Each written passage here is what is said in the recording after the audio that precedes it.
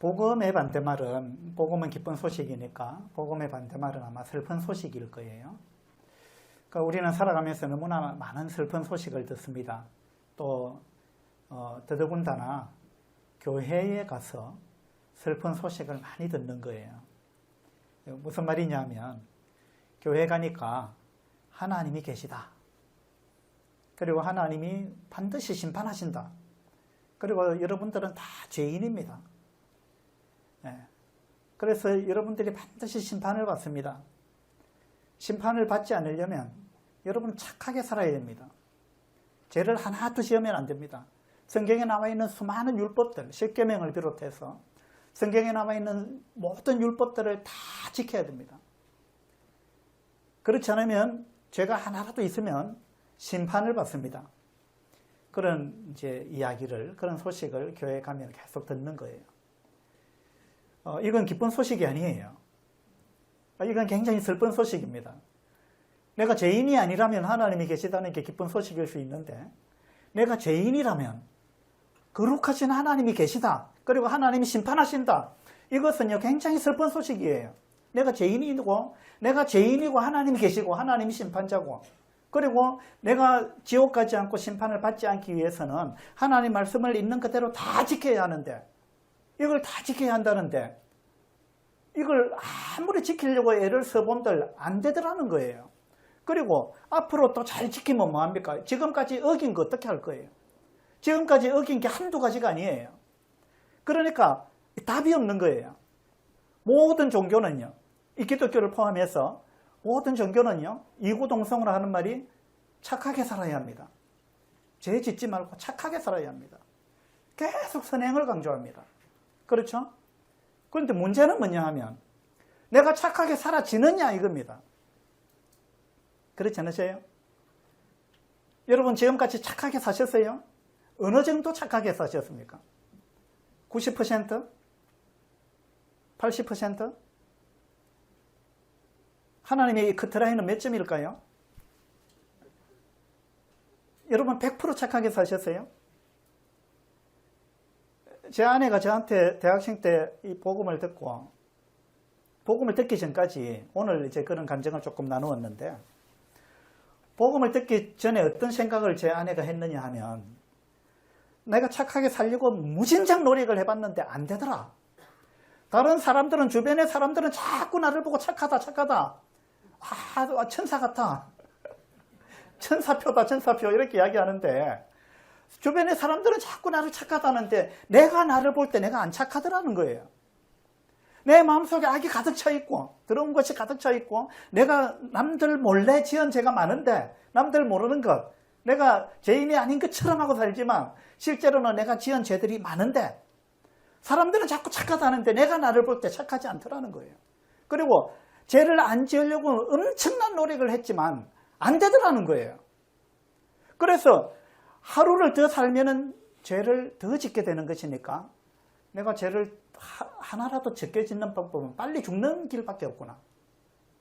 그래서 죽으려고 생각하고 있었다는 거예요. 내가 그래도 좀 착한 상태로 덜 죄를 짓고 죽어야만 그래도 좀 좋은 데 가지 않겠나. 그 생각에 도달하니까 길은 하나밖에 없다. 더 살면 안 된다. 더 살면 살수록 더 많은 죄를 짓게 되기 때문에 내가 하루라도 빨리 죽어야 그래도 좀 좋은 데 가겠구나. 이 생각을 하고 있었다는 거예요. 이게요, 솔직한 심정이지 않습니까? 나는 죄가 하나도 없는데, 시골의 어르신들한테 복음 전해보면요, 나는 죄를 하나도 안 지었습니다. 나는 개미도 한 마리 안 밟았습니다. 그렇게 이야기하시는 분들이 계세요.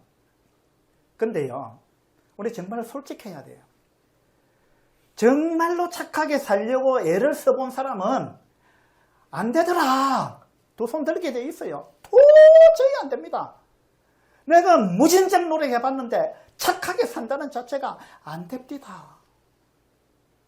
라고 우리가 두 손을 들고 항복하는 거, 이게 진짜 솔직한 사람이에요. 이게 정직한 사람입니다.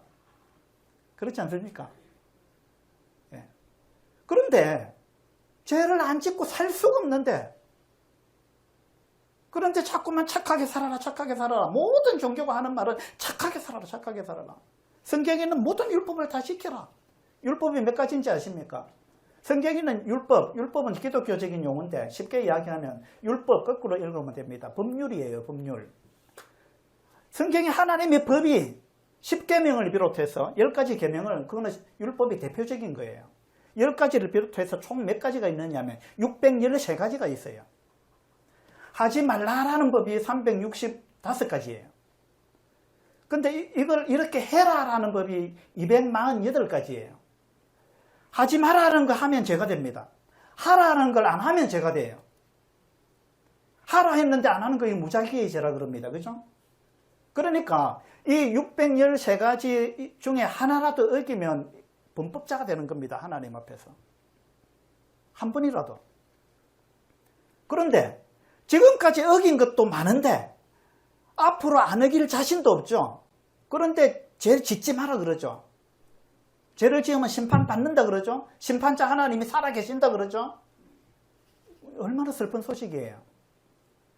그래서 많은 사람들이 교회에 가서 날마다 갈 때마다 매주일마다 교회 가면 엄청나게 슬픈 소식을 듣는 거예요. 그러니까 교회 갈 때마다 울 수밖에 없습니다.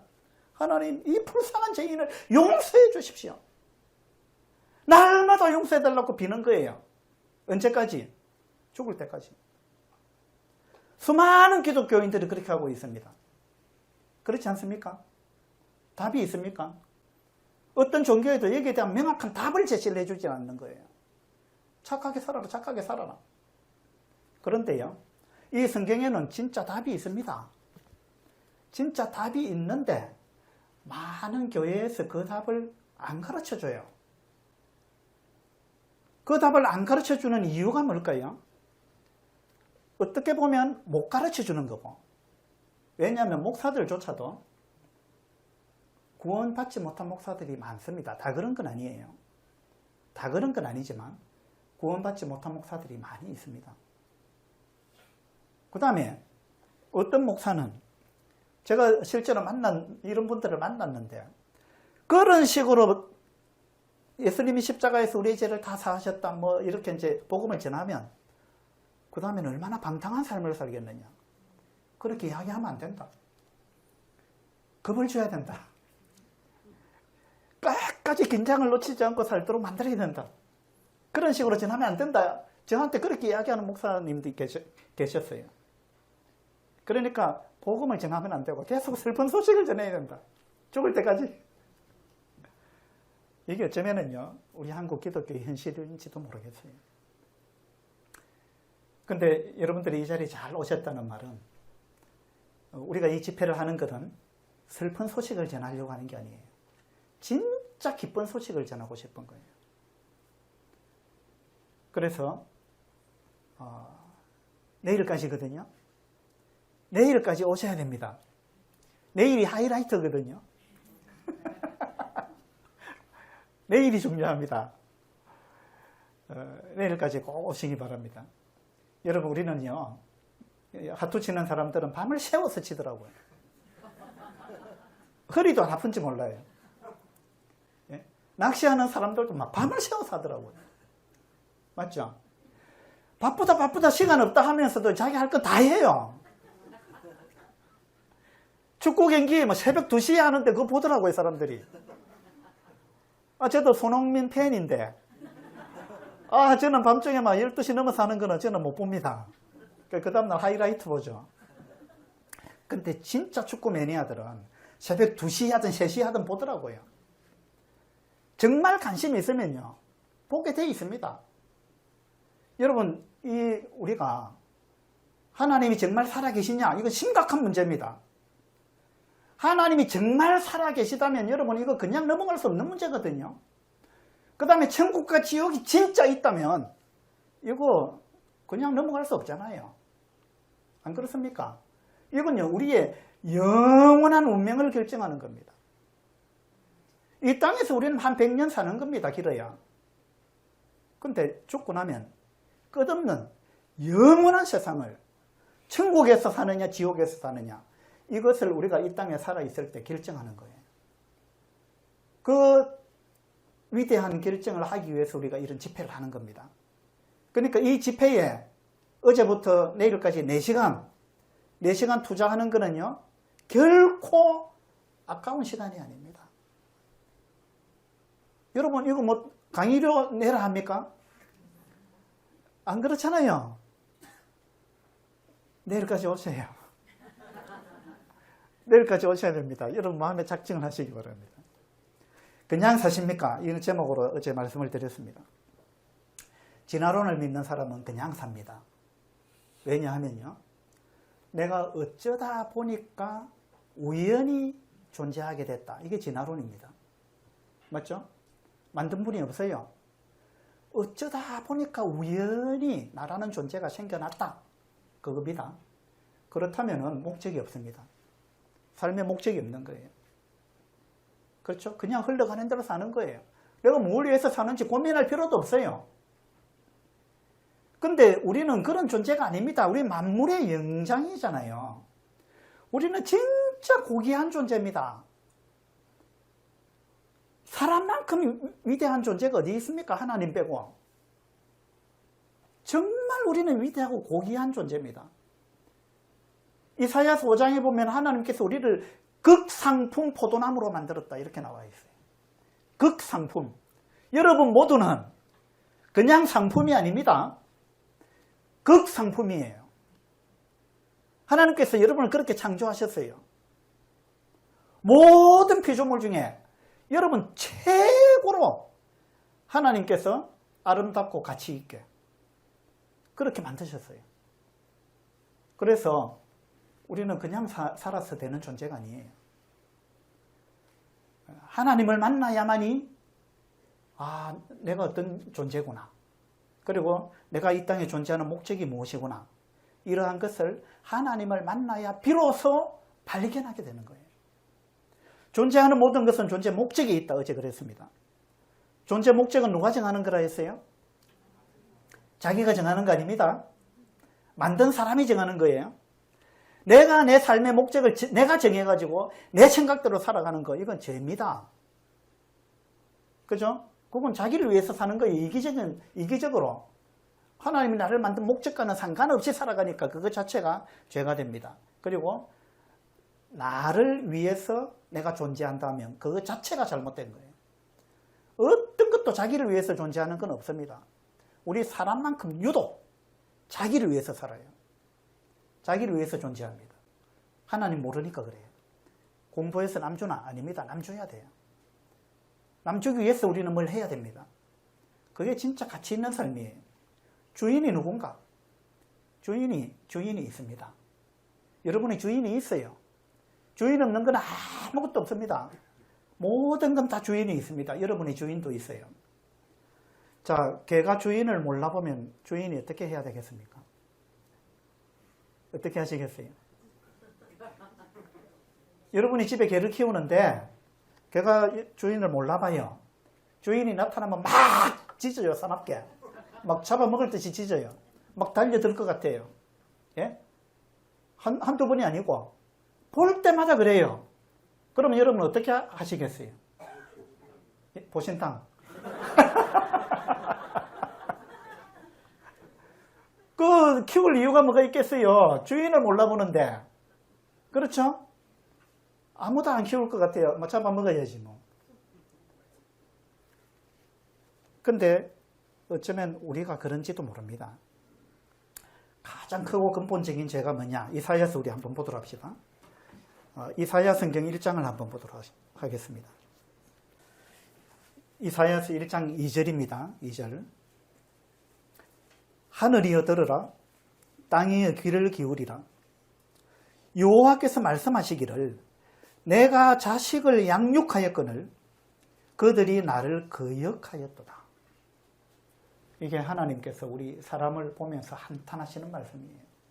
내가 자식을 양육했는데, 내가 그를 만들었고 그를 먹이고 입히고 그에 필요한 모든 것을 내가 다 제공했는데 그것도 전부 공짜로. 여러분 숨 한 번 쉴 때마다 공기값 내놔라 하면 여러분 살 수 있겠어요? 물 한 잔 마실 때마다 이 물 누구 거냐, 누가 만들었냐, 그거 내가 만든 거다, 물값 내놔라. 하나님이 그렇게 하신다면 여러분 살 수 있겠어요? 여러분 살아가는 모든 조건은 하나님으로부터 나왔습니다. 인간이 만든 건 하나도 없습니다. 하나님께서 모든 걸, 우리가 살아가는데 필요한 모든 조건, 모든 것을 하나님이 만들어서 여러분에게 하나님께서 다 무상으로 제공하셨습니다. 지금도 그렇게 하고 계세요. 하나님 믿는 사람 코앞에는 공기를 딱 주시고 하나님 안 믿는 사람 코앞에 공기를 싹 없애버릴 수도 있어요. 그러면 여러분 몇 초 만에 죽습니다. 그렇게 할 수 있습니다, 하나님이. 그런데 하나님 그렇게 안 하시거든요. 하나님이 얼마나 좋으신 분이에요. 하나님은 오래 참고 기다리시는 분입니다. 내가 자식을 양육했는데 내가 자식을 양육하였거늘 그들이 나를 거역하였도다. 하나님을 믿지 않고 사시는 분은 하나님이 이와 같은 존재로 본다는 거예요. 내가 너를 만들었는데 내가 너를 입히고 먹이고 지금까지 공기를 주고 물을 주고 햇볕을 주고 모든 거 내가 다 줬는데 너는 나를 믿지도 않고 감사하지도 않고 오히려 하늘을 향해서 주먹을 휘두르고 손가락질을 하고, 이건요 굉장히 무서운 겁니다. 위험한 거예요. 여러분 하나님을 사람처럼 생각하면 안 됩니다. 하나님은 온 천하를, 온 우주 만물을 만드신 분이고 온 우주 만물의 질서를 정하신 분이고 온 우주 만물을 지금도 운행하고 계시는 분이에요. 그리고 모든 천사와 인간을 하나님이 심판하실 거예요. 하나님은 거룩하신 분입니다. 하나님은 전지전능하신 분이에요. 하나님은 흠이 하나도 없는, 죄가 하나도 없는 분입니다. 하나님은 우주의 모든 권세를 갖고 계신 분이에요. 여러분 하나님 두려워하셔야 돼요. 하나님 함부로 생각하면 안 됩니다. 어떤 사람이 제 앞에서 하나님 이름을 부르면서 농담을 하고 막 모욕을 하길래 제가 아주 엄격하게 이야기했습니다. 하나님 무서운 줄 아세요? 하나님 어떤 분이지 않습니까? 당신 지금 하고 있는 이야기 하나님 못 듣는 줄 아세요? 하나님이 사람 같은 줄 압니까? 조심하세요. 제가 딱 그냥 정색을 하고 이야기를 한 적이 있어요. 여러분, 하나님은 완전히 거룩하신 분이에요. 온 우주의 권세를 가지신 분입니다. 여러분 하나님 두려워하셔야 돼요. 죽어보면 알 거예요. 하나님의 심판 앞에 딱 서게 되었을 때요. 성경에 유구무원이다 이런 말이 나옵니다. 하나님 앞에 죄인의 모습으로 섰을 때 한마디도 할 수 없을 거예요. 제가 아는 어떤 분이요. 저보다 키도 크고 덩치가 아주 좋은 분이 있어요. 이분이 법정에 증인으로 출석한 적이 있어요. 저는 몰랐는데 나중에 저한테 그 이야기를 하던데, 자기가 피고인으로 출석한 게 아니고 증인으로 출석을 했어요. 그래서 자기가 경험했던 거, 봤던 거 이야기를 하면 되니까 나갔답니다. 갔는데 판사 앞에 딱 섰는데 판사가 증인 일어나라 해가지고 그거 한번 이야기해 보세요 했는데, 이 사람이요, 자기 피고도 아닌데 자기 본 거 이야기하면 되는데 말이 안 나오더라는 거예요. 그 덩치 좋은 사람이 말이 안 나오더래요. 그리고 생각이 하나도 안 나더라는 거예요. 캄캄하더래요. 그래가지고 땀을 뻘뻘 흘리면서 한마디도 못했다는 거예요. 여러분, 이 판사 앞에 선다는 건 두려운 거예요. 제가 그 이야기 듣고 깜짝 놀랐습니다. 저도 밀양에서 법정에 한번 가본 적이 있어요. 그 방청객으로. 갔는데 피고가요, 변호사 없이 자기가 변호하겠다고 해서 나왔는데 판사가 그 피고 딱 이렇게 세워서 그거 이야기해봐라 그랬는데 이 사람이 딱 일어나더니만 진짜 한마디도 못하는 거예요. 저도 깜짝 놀랐습니다. 판사 앞에 딱 서니까 말을 못하는 거예요. 여러분, 우리가 심판자 앞에 선다는 건 굉장히 두려울 거예요. 근데 인간 판사 앞에 서는 것도 그런데 온 우주를 심판하실 하나님, 완전히 거룩하신 분, 그분 앞에 딱 섰을 때 여러분 변호할 수 있겠어요? 자신을 변호할 수 있겠습니까? 검사가 누군지 압니까? 검사가요, 사탄입니다. 마귀예요. 마귀는 타락한 천사입니다. 천사는 사람보다 월등히 지능이 높은 존재예요. 그 사탄이 검사가 돼가지고 여러분의 죄를 조목조목 지적할 거예요. 저 사람 몇 년도 몇 월 며칠 날 몇 시에 어디서 이런 죄를 지었습니다. 검사가 낱낱이 들추어낼 거예요. 여러분 그 검사 당할 수 있겠어요? 인간 검사하고 비교가 안 될 거예요. 그것뿐만이 아닙니다. 검사 필요도 없어요, 사실은. 검사가 말하기 전에 재판장이신 하나님이 다 알고 계시는 거예요. 여러분이 지은 모든 죄, 여러분이 마음속으로 지은 죄까지 낱낱이 하나님, 재판장이신 하나님이 다 알고 계신다는 거예요. 시편 139편에 보면 하나님은 우리의 안고 일었음을 아신다 그랬어요. 멀리서도 우리의 생각을 아신다 그랬어요. 저는 여러분의 생각을 지금 모릅니다. 여러분 앉아서 저를 쳐다보고 있어도 무슨 생각하고 있는지 저는 몰라요. 하나님은 여러분 마음속을 다 아십니다. 여러분의 영혼을 하나님이 만드셨으니까요. 여러분 하나님 속일 수 없습니다. 가장 크고 근본적인 죄는요, 내가 자식을 양육했는데 그들이 나를 거역했다. 이건 배은망덕한 거 아니에요? 자식이 부모를 인정하지 않는 것, 부모를 부모로 인정하지 않는 것, 얼마나 심각한 죄입니까? 우리가 하나님을 인정하지 않는 것, 하나님께 무관심한 것, 하나님 없다 하는 것, 하나님께 감사하지 않는 것, 하나님을 양심적으로는 알면서 하나님을 영화롭게 하지 않는 것, 우리 양심은 하나님이 있다는 거 알아요. 여러분 좀 솔직해집시다. 여러분 양심의 가책을 받아본 적이 있어요, 없어요? 한 번이라도 양심의 가책을 받아본 적이 있습니까? 그리고 여러분 양심은 누구 편인지 아세요? 여러분의 양심은 누구 편이에요? 여러분의 양심은 여러분 것이니까 여러분 편인 줄 여러분 아시죠? 착각입니다. 여러분 양심은 절대 여러분 편 아닙니다. 보세요. 내가 어떤 게 탐이 나서 저걸 내가 슬쩍 내가 훔치면 좋겠다 싶어서 훔쳤습니다. 그때 양심이 어떻게 하죠? 여러분의 양심이 여러분을 책망합니다. 너 지금 뭐 한 거야? 나쁜 짓 했잖아. 너 도둑질 했잖아. 그때부터 가슴이 두근두근 뜁니다. 얼굴이 빨개져요. 이거 양심이 작동하는 거예요. 맞죠? 여러분 속에 있는 양심이 여러분을 지금 책망하고 있는 거예요. 왜 내 양심이 나를 책망합니까? 내 양심이 내 편이 돼야지.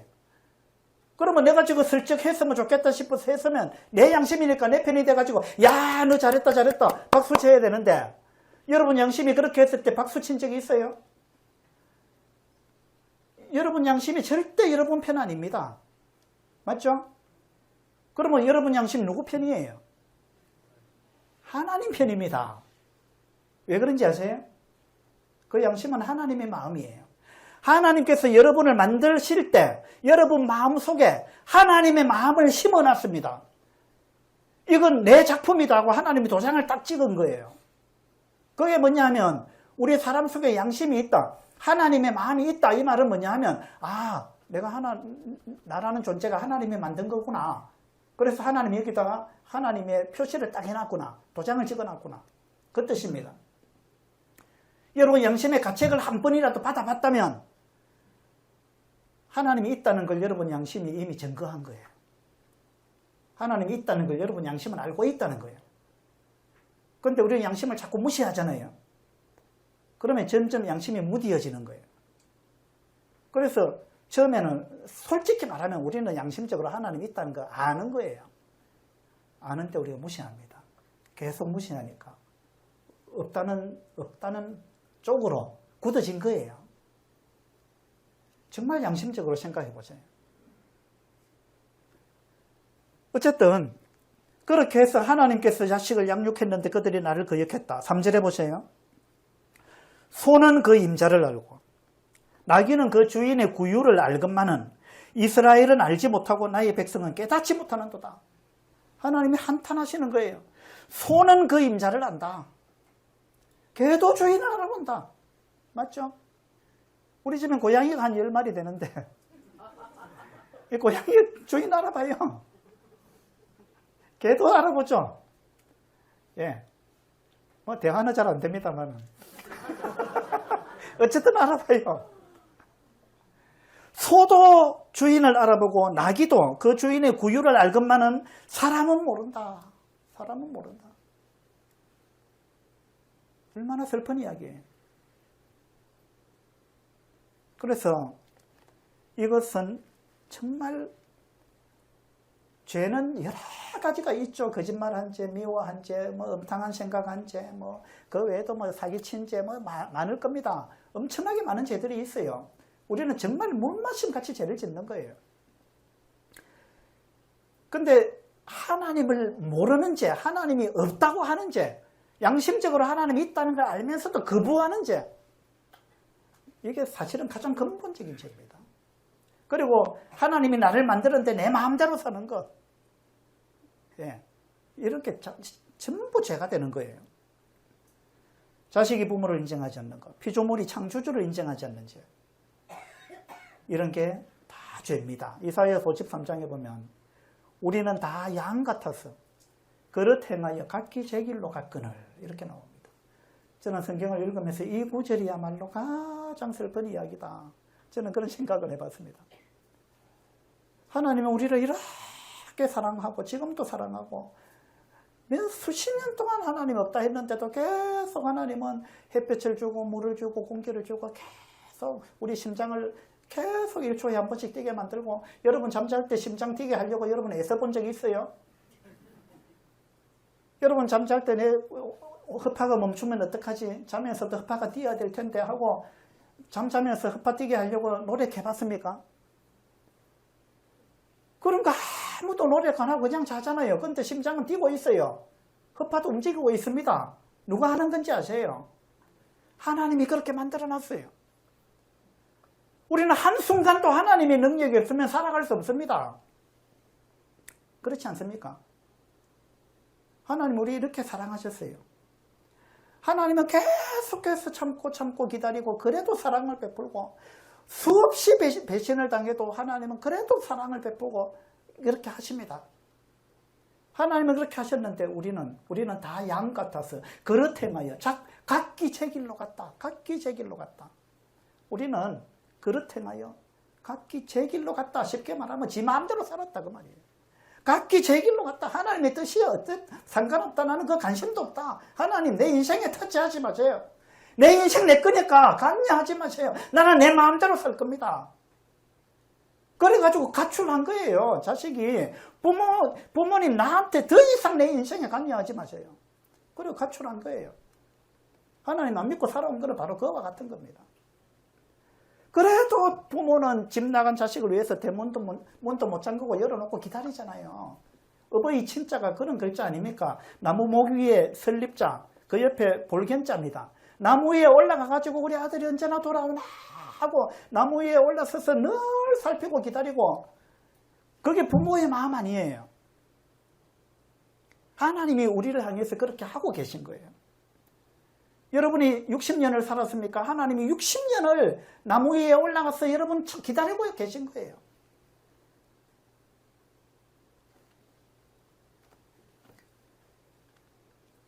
우리는 다 양 같아서 그릇 행하여 각기 제 길로 갔다. 이것 자체가 죄입니다. 심각한 죄죠.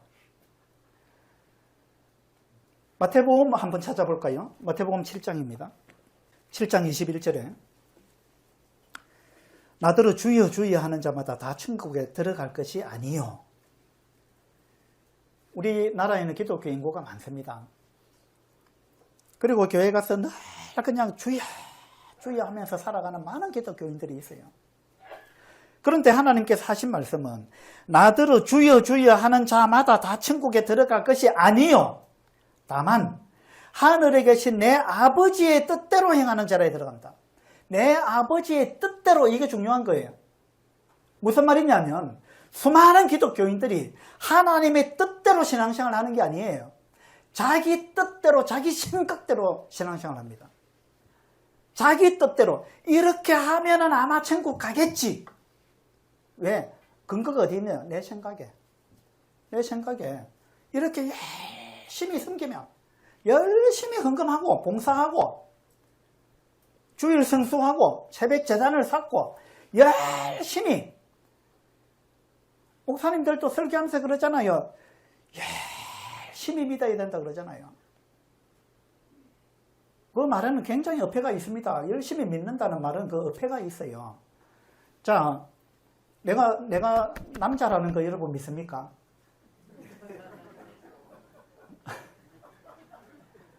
제가 남자입니다.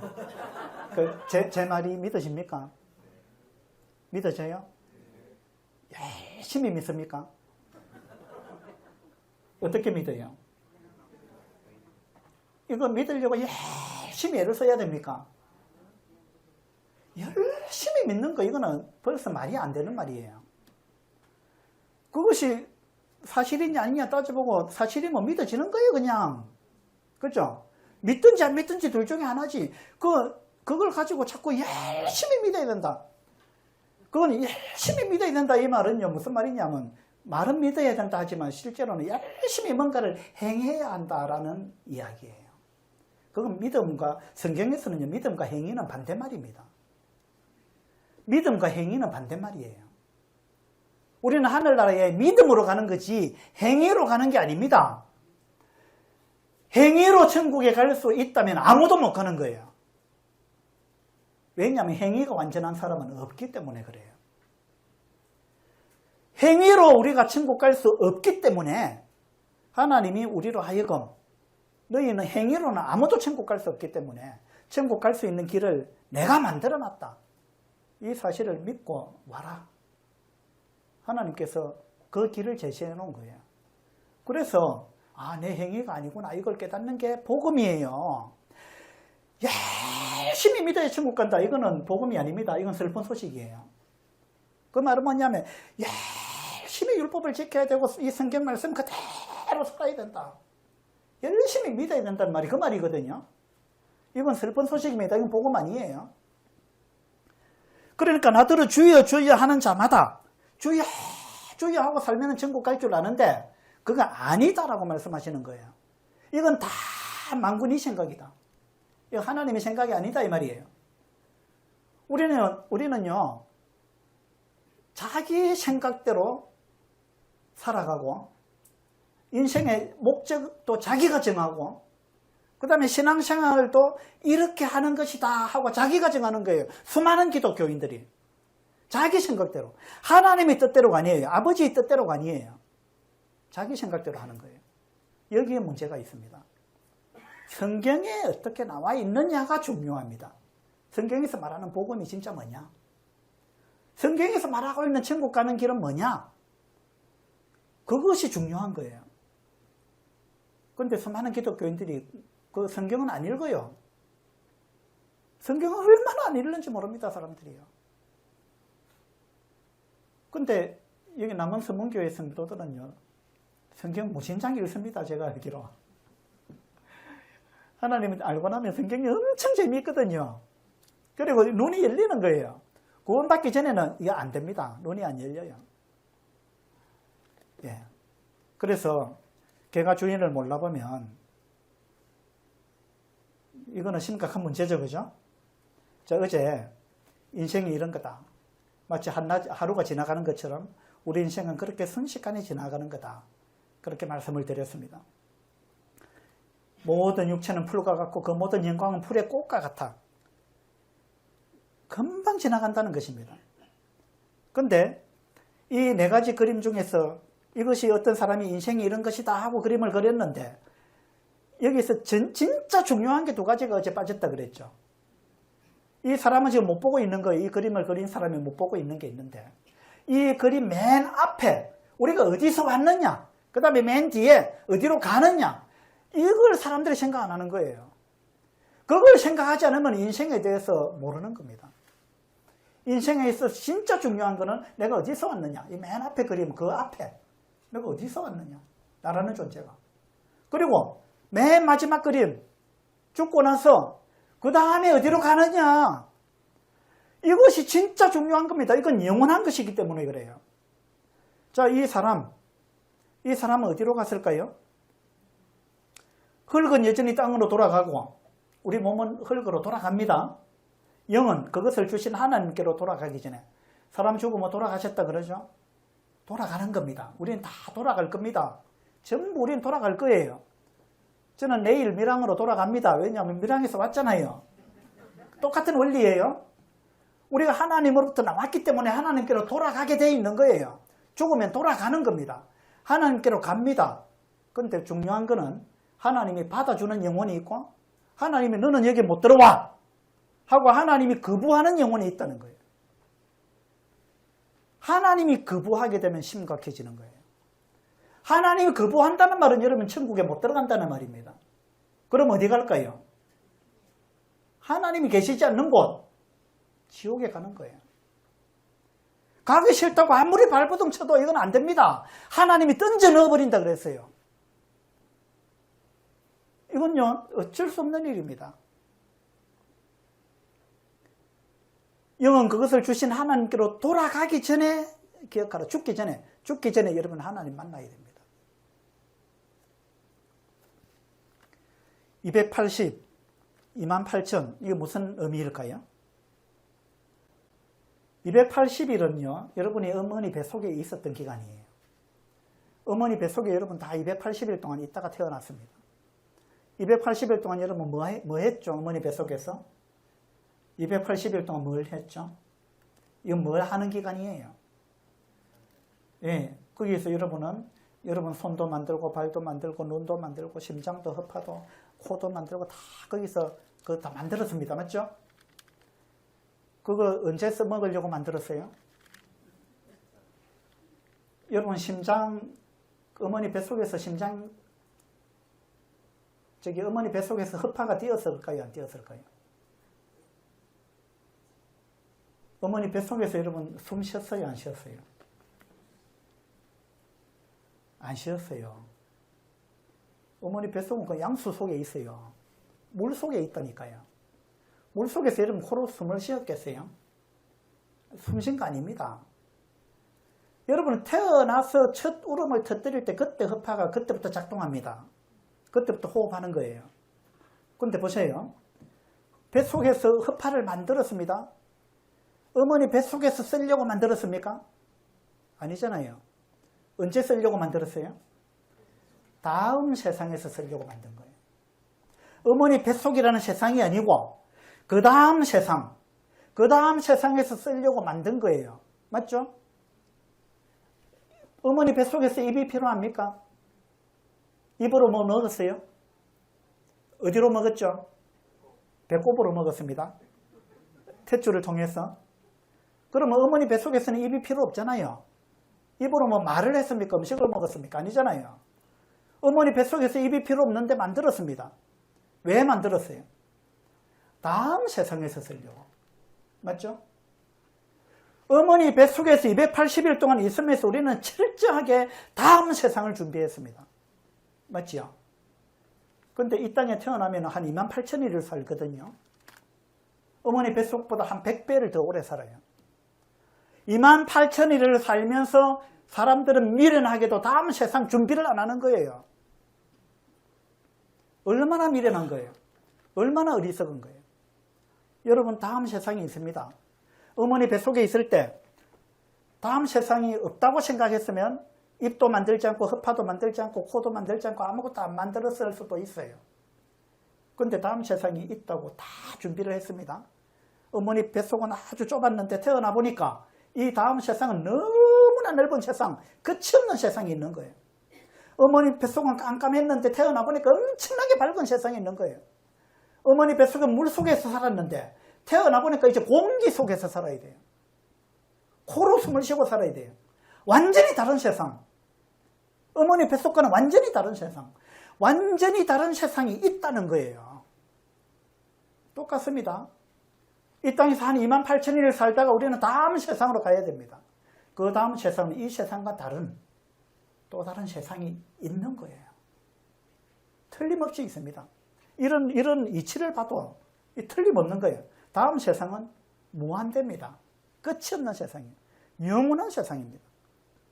이 영원한 세상을 위해서 우리는 28,000일을 위해서 280일 동안 철저하게 준비해서 이미 그렇게 한 경험이 있는데, 근데 28,000일을 살면서 영원한 세상에 대해서 아무런 관심도 없고 아무런 준비도 안 한다면 이거 얼마나 어리석은 거예요.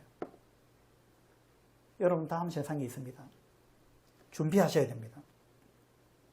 이 사람이 당신이라면 이 사람이 곧 이제 그 무덤에 묻히게 될 텐데 이 사람의 영혼이 어디로 가게 될까요? 이 사람이 당신이라면, 당신이 이 땅에서 생명이 끝나고 나면 당신은 어디로 갈 것 같아요? 여러분, 어디로 갈 것 같습니까? 어디로 갈 것 같아요? 이 사람이 여러분이라고 생각해 보세요. 여러분, 이 날이 곧 다가옵니다. 우리는 열심히 지금 이 날을 향해서 달려가고 있는 거예요. 이게 오늘 밤이 될지 내일 될지 아무도 모르는 거예요. 여러분, 어디로 갈 것 같아요? 죄가 있으면 하나님 받아주지 않습니다. 죄 없는 사람만 하나님이 천국에서 받아줍니다. 자, 이게 양팔저울이 있습니다. 한쪽에는 여러분이 지은 모든 죄를 다 얹어놨습니다. 여러분이 지은 죄를 다 얹으면은 이 양팔저울이 여기에 여러분 지은 죄를 다 얹으면 이 양팔저울이 이렇게 쭉 기울어지겠죠? 맞죠? 내 죄는 티끌만큼밖에 없다 이런 분 계세요? 아니면 나는 죄가 하나도 없다 이런 분 계세요?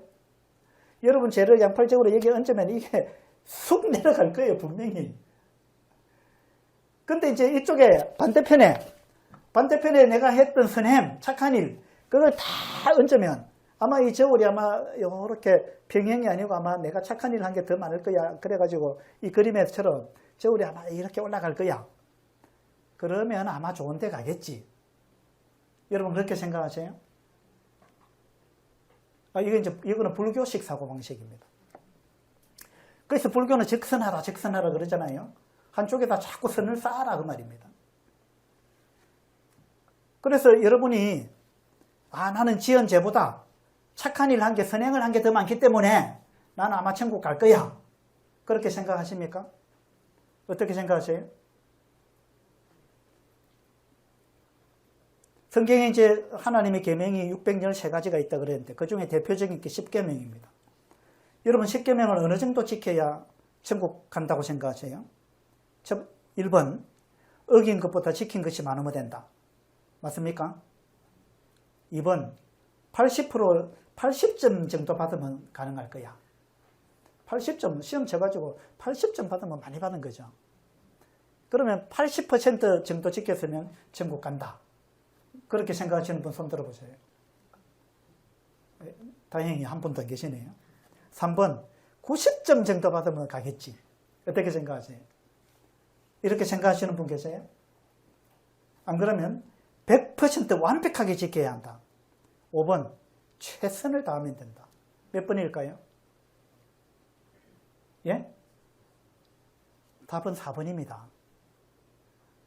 여러분, 우리가 착하게 살아서 천국 가려면 100% 착하게 살아야 돼요. 완벽하게. 죄를 하나도 안 지어야 되는 거예요. 우리의 선행으로 천국 가려면 완벽하게 살아야 됩니다. 가능합니까?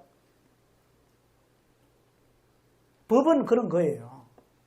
법은 원래 애누리가 없는 겁니다. 법은 제가 환갑이라 했잖아요. 제가 61년을 살아오면서 도둑질 한 번도 안 하다가 원래 내가 도둑질 한 번 딱 했어요. 그래서 판사 앞에 가가지고 내가 이번에 환갑 때는 해 어쩌다가 도둑질 한 번 딱 했는데 지금까지 한 번도 안 하다가 한 번 딱 했는데 좀 봐주세요. 그러면 여러분의 판사 같으면 봐주겠습니까? 그거 봐주면 판사가 아니에요. 판사는 법대로 해야 됩니다. 맞죠? 법은요, 네가 착한 일을 한 거 다 제출해봐라. 그리고 나쁜 짓 한 거 다 제출해서 어느 것이 맞는지 한번 따져보자. 이렇게 재판하는 사람은 없습니다. 어떤 판사도 그렇게 재판 안 합니다. 판사는 어떻게 재판합니까? 너가 지은 죄, 이거 정말 맞나 아니가, 죄를 지은 게 맞나 아니가, 그것만 따집니다. 너가 착한 일을 많이 했느냐, 안 따집니다. 법이라는 거는요, 죄를 지은 것에 대해서 따지는 거예요. 그리고 죄가 하나라도 있으면 벌 받아야 되는 거예요. 그게 법입니다. 맞죠? 우리의 선행으로 천국 가려면 100% 완벽하게 살아야 되는 거예요. 그러면 여러분 천국 갈 수 있겠어요? 국민일보 신문에 어떤 목사님이 이 글을 기고를 했는데요. 제목은 계명을 지켜라, 율법을 지켜라, 이런 제목이었어요. 여기 이제 이분의 프라이버시 때문에 얼굴하고 이름을 딱 제가 가려놨습니다. 이분이 마태복음 19장에 있는 말씀을 갖고 이제 이 글을 썼는데, 예수님께 영생 얻는 방법을 여쭈었더니 계명들을 지키라고 말씀하시는데 이것이 곧 10계명입니다. 예수님께서는 계명을 지키면 영생을 얻는다고 말씀하십니다. 주님의 말씀을 농담으로 듣지 말고 영생 얻는 말씀으로 듣고 순종해야 합니다. 그래서 이 글의 제목이 계명을 지켜라, 율법을 지켜라, 그래야 천국 갑니다 라고 이 목사님이 글을 쓴 거예요. 자, 이거 한번 찾아봅시다. 마태복음 19장입니다.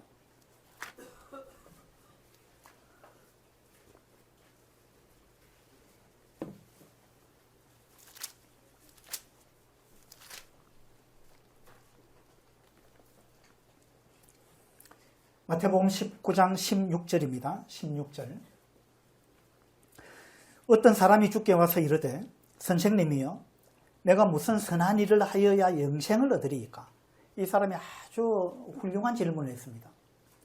자, 지금 여기 하나님이 나타나셨다 합시다. 하나님이 여기 여러분 눈에 보이게 나타나셨어요. 그래서 하나님이 여러분한테 내가 하나님인데 신인데 나한테 딱 한 가지 질문만 좀 해봐라. 내가 네 소원을 들어줄게. 하나님이 그렇게 말씀하시면 여러분 어떤 질문 하고 싶으세요?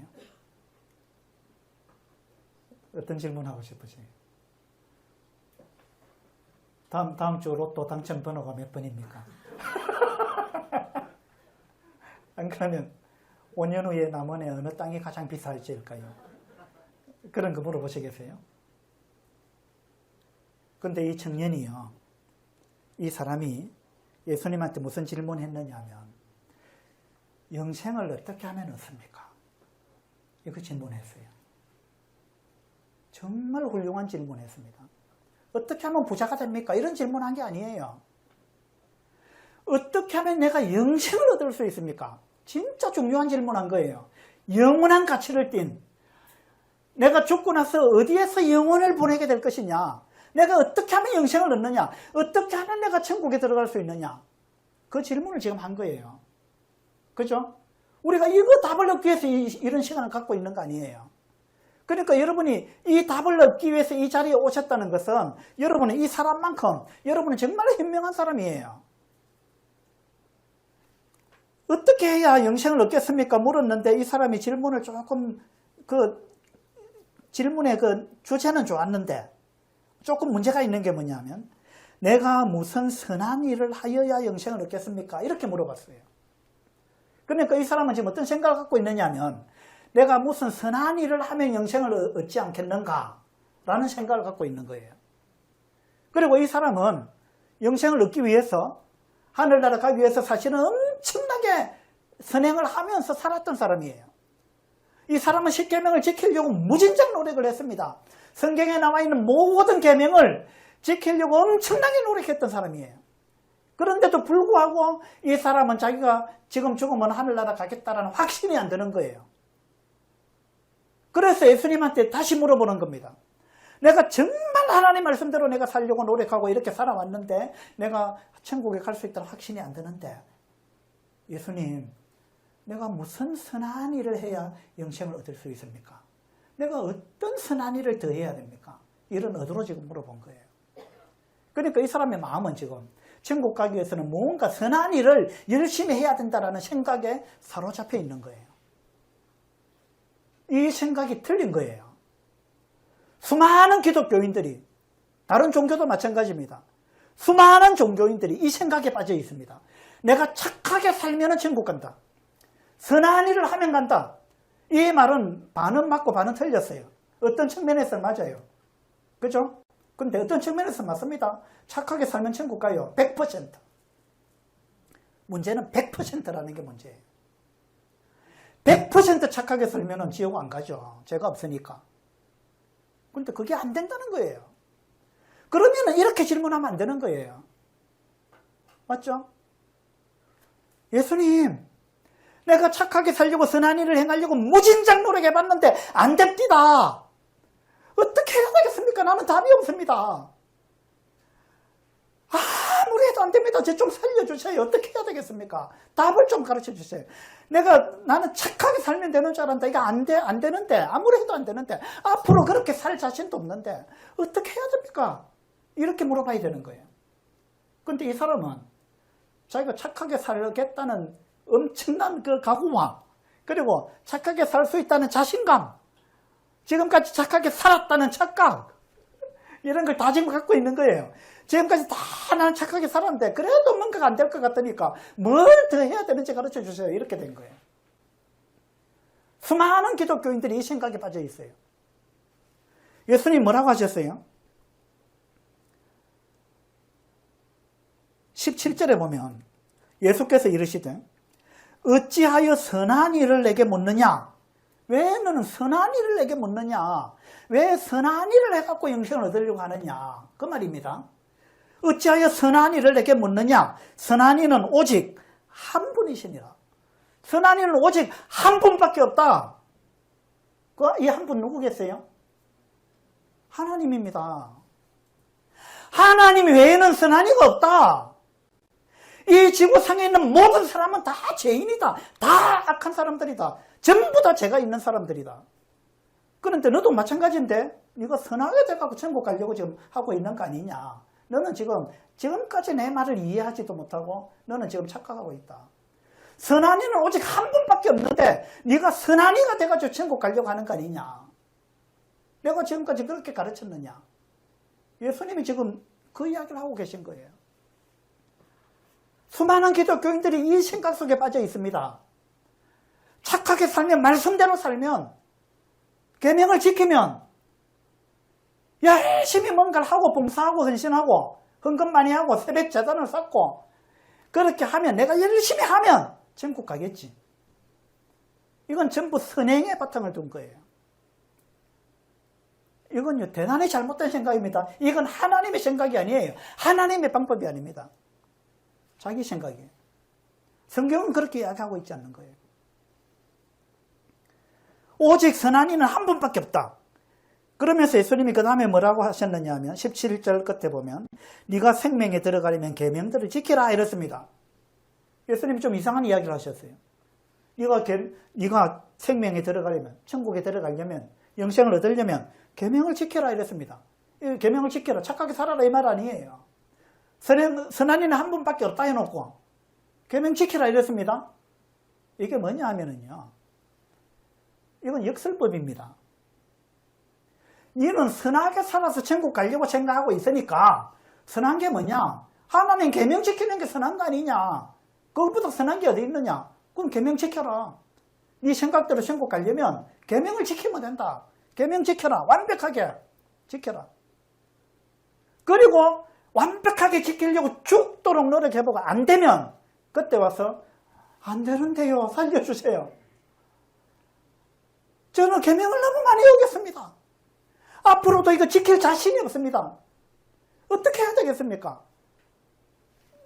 죽도록 지켜보고 안 되면 그때 다시 와라. 그 말을 예수님이 지금 이렇게 하신 거예요. 네가 어찌하여 선한 일을 내게 묻느냐? 선한 이는 오직 한 분밖에 없다.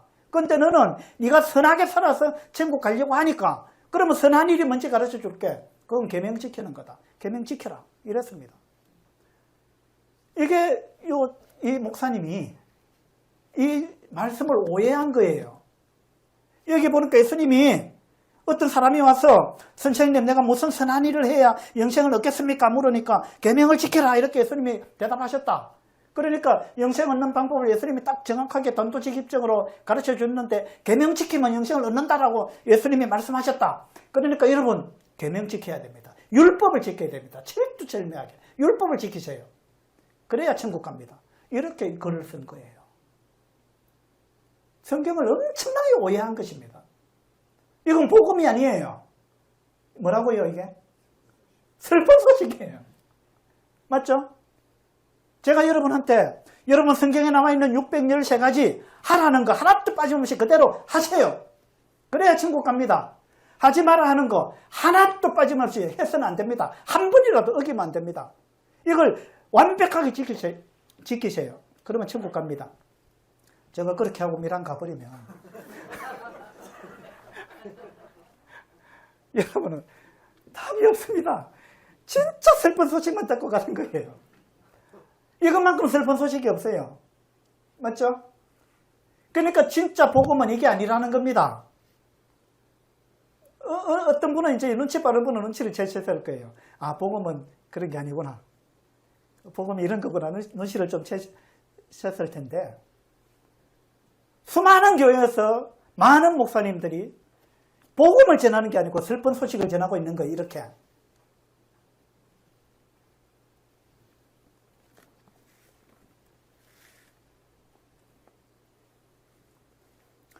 야고보서 2장 10절에 보면요. 누구든지 온 율법을 지키다가 그 하나를 범하면 뭐라 그랬어요?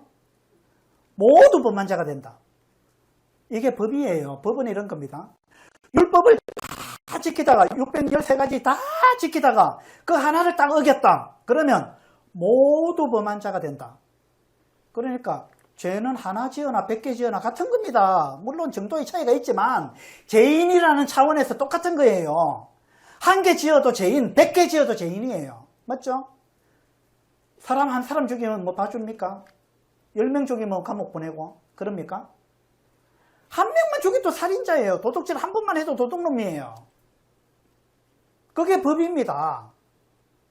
그래서 성경에서 이야기하고 있잖아요. 누구든지 온 율법을 지키다 그 하나를 범하면 모두 범한 자가 된다.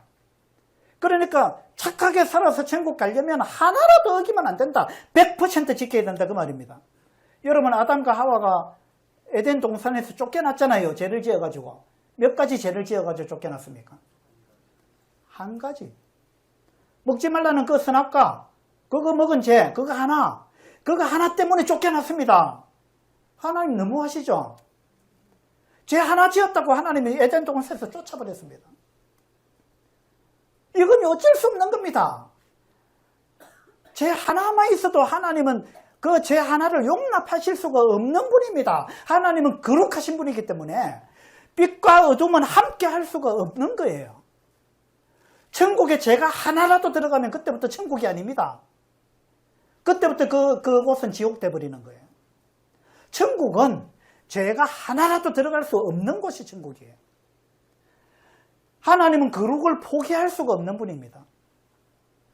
그래서 죄가 하나라도 있는 분은 절대 천국 못 들어갑니다. 이 슬픈 소식이죠. 기쁜 소식은 제가 조금 아껴놨어요. 그럼 기쁜 소식은 뭐냐? 오늘 저 힌트를 좀 드리겠습니다. 여러분 다 죄를 지었잖아요. 나는 지금까지 살면서 죄를 하나도 안 지었다. 그런 분 손 한번 들어보세요. 아, 다행히 아무도 안 계시네요. 아, 여러분 정말 양심적입니다. 아, 미랑에는 손 드는 분 좀 계세요.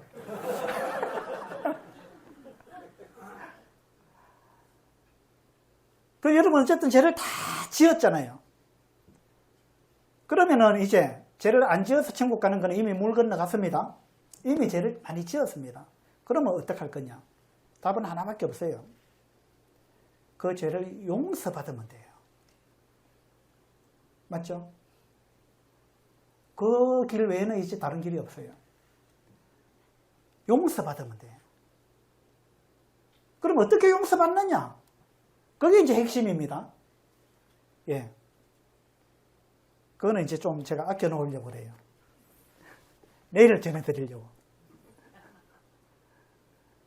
내일 오십시오.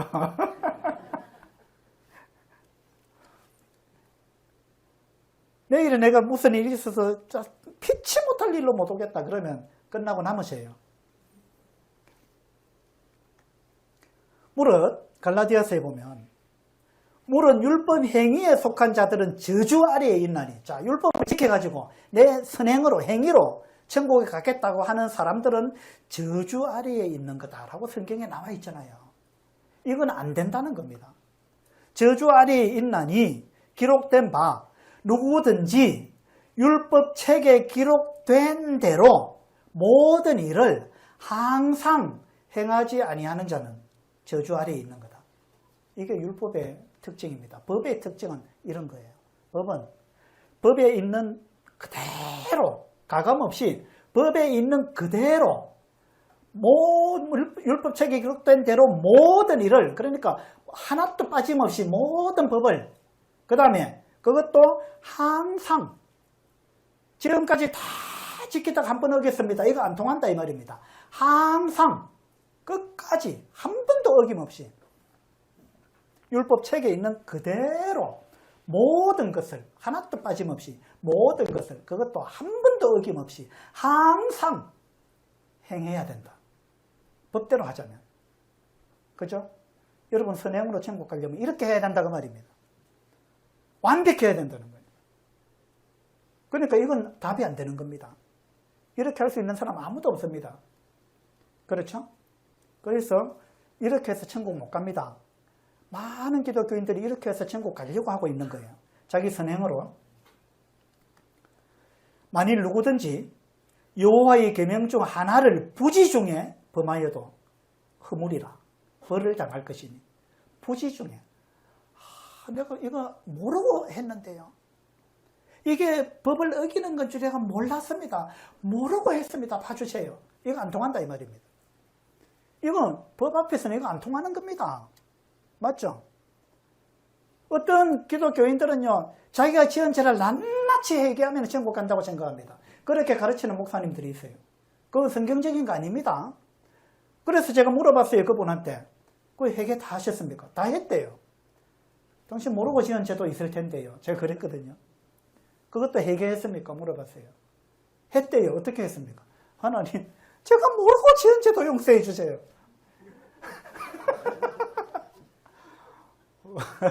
진짜 간단하죠, 그거. 그게 무슨 얘기예요? 그러면 그거 한마디면 다 끝나게 해요. 그런 거 아닙니다. 100% 회개한다는 것은 불가능한 거예요.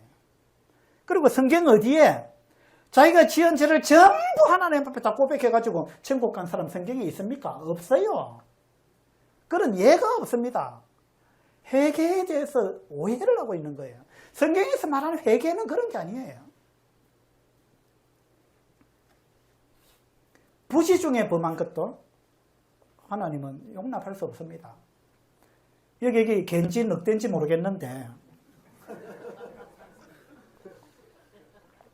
이 늑대라고 합시다. 이 엄청나게 사납게 생겼죠. 이 늑대 가까이 갈 수 있겠어요? 지금 길을 가야 되는데 길을 딱 버티고 있는 거예요.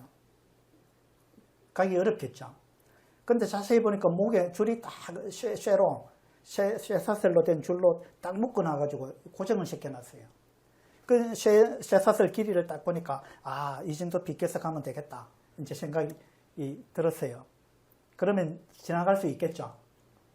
그죠? 근데 그 쇠사슬을 자세히 보니까 쇠사슬 고리가 10개인데 10개가 다 이렇게 고리로 연결되어 있는데 그 중에 9개는 아주 튼튼한데 1개가 깨졌어요. 1개가 딱 깨졌어요. 10개 중에 9개는 튼튼해요. 그러면 1개 정도야 뭐 상관없죠. 9개가 튼튼한데요. 그러면 싹 옆으로 지나가면 되겠죠. 어떻게 생각하세요? 이렇게 튼튼한 건 의미가 없습니다. 한 개가 깨지면 이거 다 깨진 거예요. 맞죠? 법은 이런 겁니다. 하나님이 우리한테 십계명을 주신 목적이요. 이 성경에 나와 있습니다.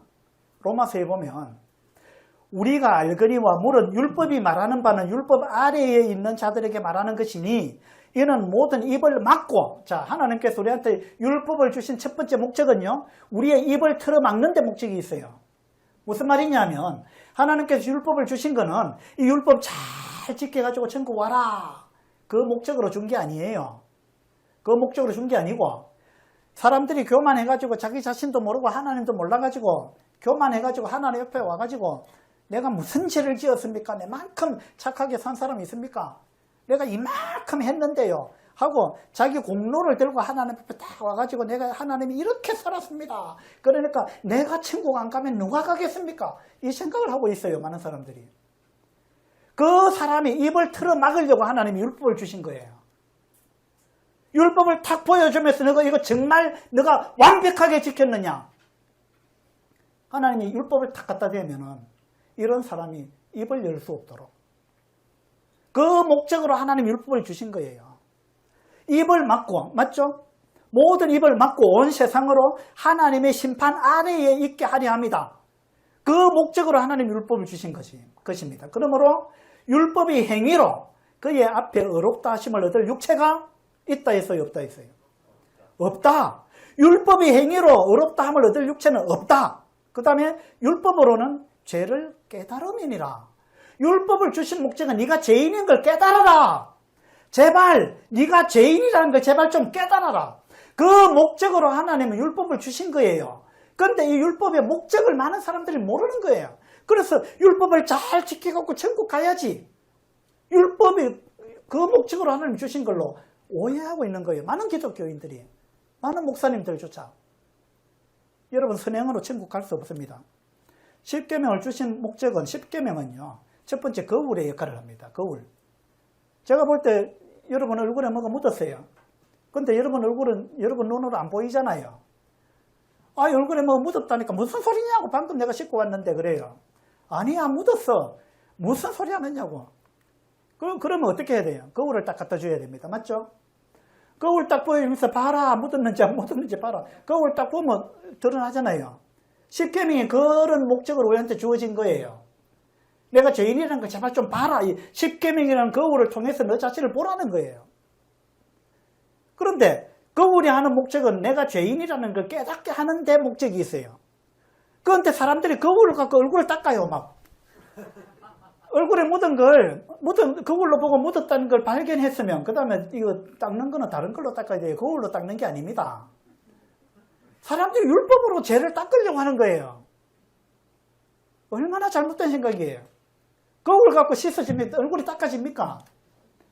율법의 목적은 죄를 씻는 데 목적이 있는 게 아닙니다. 내가 죄인이라는 걸 깨닫게 하는 데 목적이 있다는 거예요. 그게 율법의 목적입니다. 율법은 또 다른 이야기로 하면 십계명, 율법은 방사선 투사기, 엑스레이, 투사기 이와 같은 역할을 하는 거예요. 제가 어제 서복주 내과에 가가지고 엑스레이를 찍었습니다. 엑스레이를 찍는 목적은 뭡니까? 제 속에 뭔가 병이 있는가를 보고자 하는 거죠. 내 속에 뭔가 문제가 생겼는데 엑스레이를 탁 찍으면 병이 나아버립니까?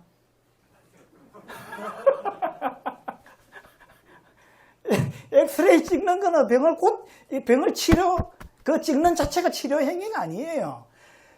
병이 있는지 없는지를 드러내고자 하는 데 목적이 있는 거 아니에요. 맞죠? 율법도 마찬가지입니다. 율법의 역할은 그런 거예요. 그 다음에 율법은 우리의 입을 막는 역할을 합니다. 그죠? 이런 목적을 가지고 하나님이 율법을 주신 겁니다. 우리는 하나님이 나를 만든 목적과 상관없이 살아가는 거 내 마음대로, 내 뜻대로, 내 생각대로 살아가는 그것이 죄다 그랬습니다. 하나님을 주인으로 인정하지 않는 거 죄라 그랬습니다. 맞죠? 그런 거 다 죄입니다. 그것만이 죄가 아니고요. 만물보다 거짓되고 심히 부패한 것은 마음이다. 하나님 이렇게 말씀하셨어요.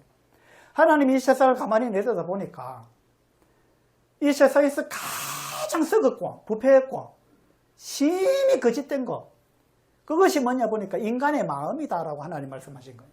하나님 볼 때 인간의 마음만큼 더러운 게 없다는 거예요. 여러분 마음속에 더러운 것이 가득 차 있다는 거예요.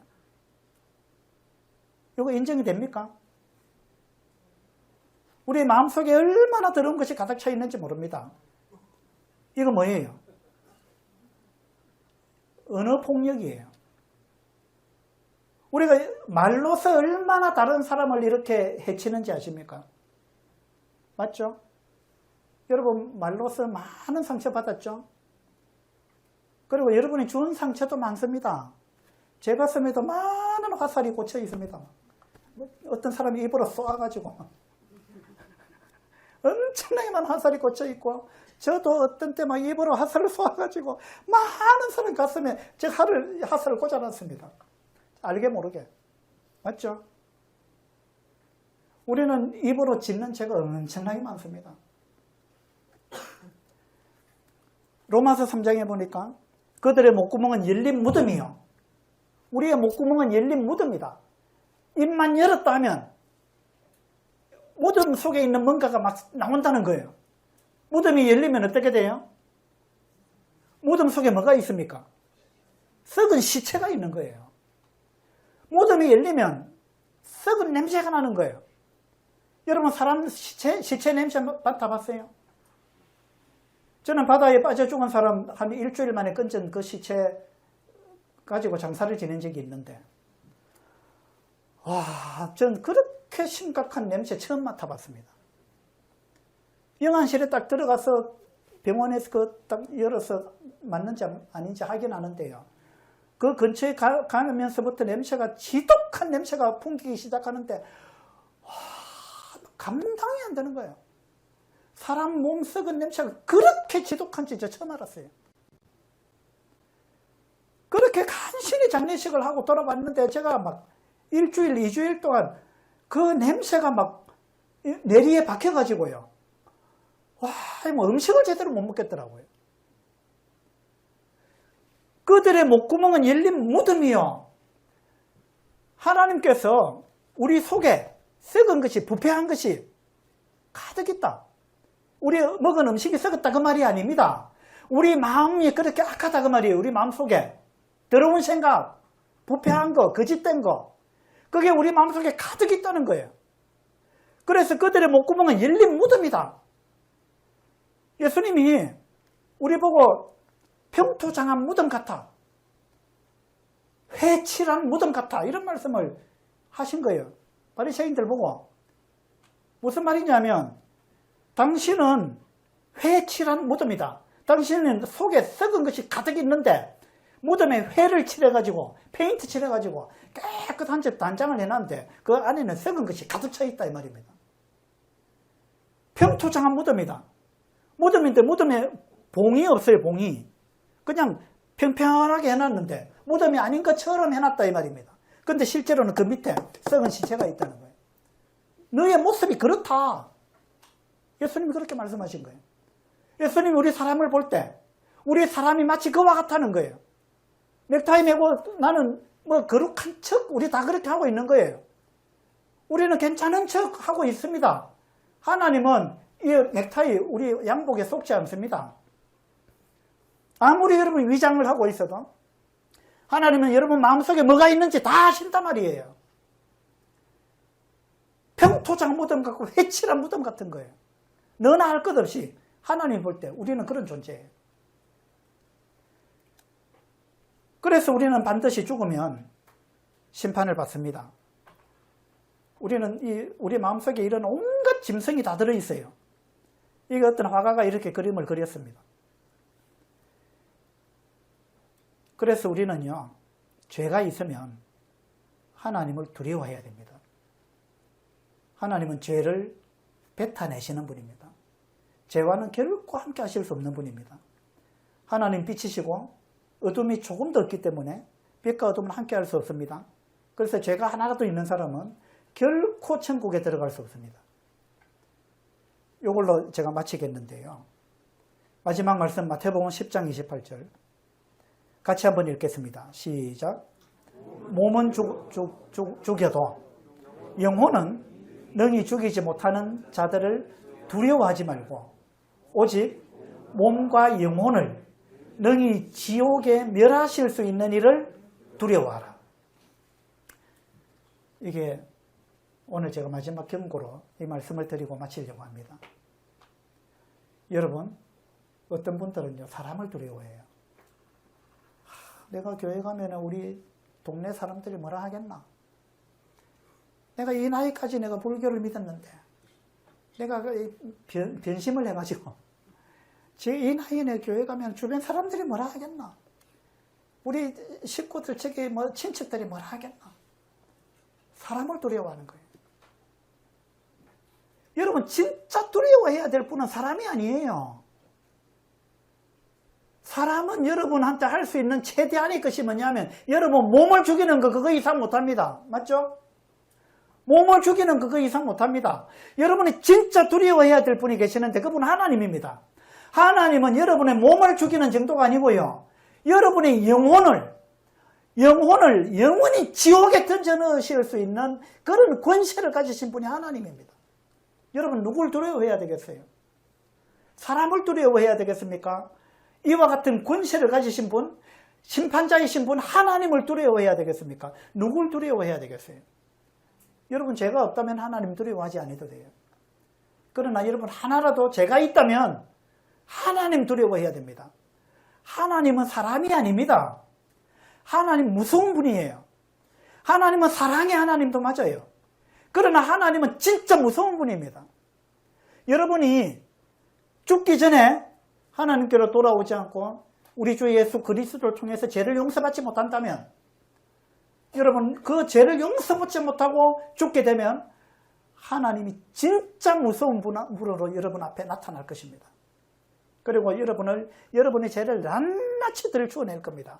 그리고 여러분을 지옥에 던져 넣을 것입니다. 여러분이 아무리 발버둥 쳐도 안 되는 거예요. 하나님이 던져 넣을 것입니다. 이것이 얼마 후에 우리에게 닥칠 일입니다. 사실입니다. 이건요.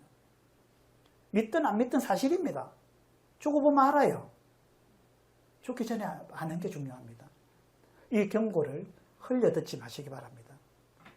이것만큼 심각하고 중요한 문제가 없습니다. 이건 영원한 우리의 운명을 결정짓는 겁니다.